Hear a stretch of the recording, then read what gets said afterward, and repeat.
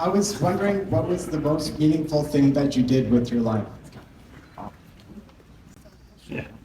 Well, I think the family and children is the most meaningful thing that most people do with their life. And I've been reasonably fortunate. I don't think I'm a perfect husband. I'm lucky to have had as much felicity as I got. And I always needed a certain amount of toleration from the fair sex. I started wrong, and I never completely fixed myself. I should tell this group about, you come here as a cult to talk to a cult leader. I want to take you back in history. You'll see what an inferior person you were. You're now trusting.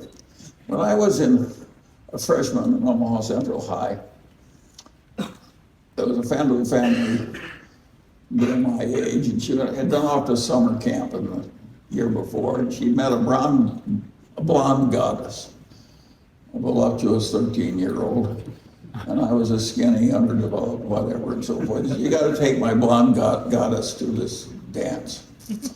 And so I wanted to impress this blonde goddess. And so I pretended to smoke, which I didn't. And she was wearing a net dress, and I set her on fire.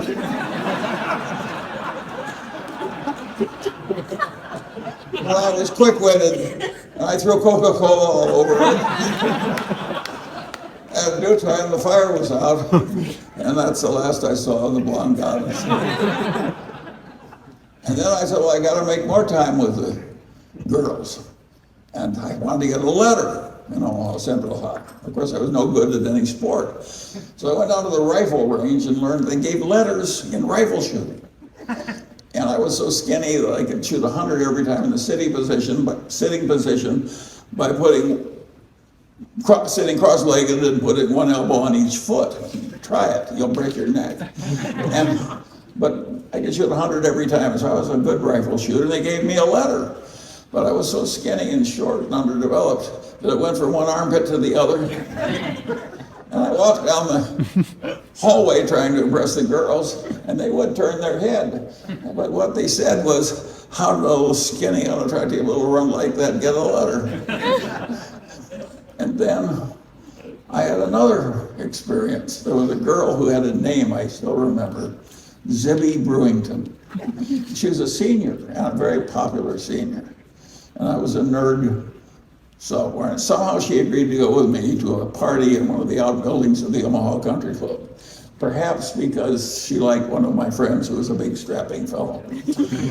And so I took Zibby for this party in my 1934 Ford, and it sleeted and got rainy and so forth. And I managed to stick the Ford in the mud, and I couldn't get out of it.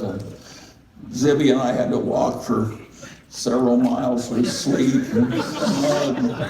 That was the last I ever saw of Zibby Brewington. And then my car stayed in the mud, and I neglected to put in antifreeze, and the temperature went way down suddenly, and the block broke. And of course, it was too expensive to fix the car. I lost my car, and my father wouldn't buy a new one because he said, why should I buy a new car for a guy who's dumb enough not to put antifreeze in? This is the person you're coming for miles to see. And so I didn't get a new car. And my life was just one long litany of mistakes and failure. And it went on and on and on. And politics, I ran to be the president of the DSIC in grade school, the Dundee School Improvement Association. I had the most popular boy in the school as my campaign manager. I came in second by miles. I was a total failure in politics. There's hardly anything I succeeded at. Now, I tell you all this because I know a nerd when I see one, and there are a lot of nerds here who can tell stories like mine, and I want you to feel it's not hopeless. Just keep trying.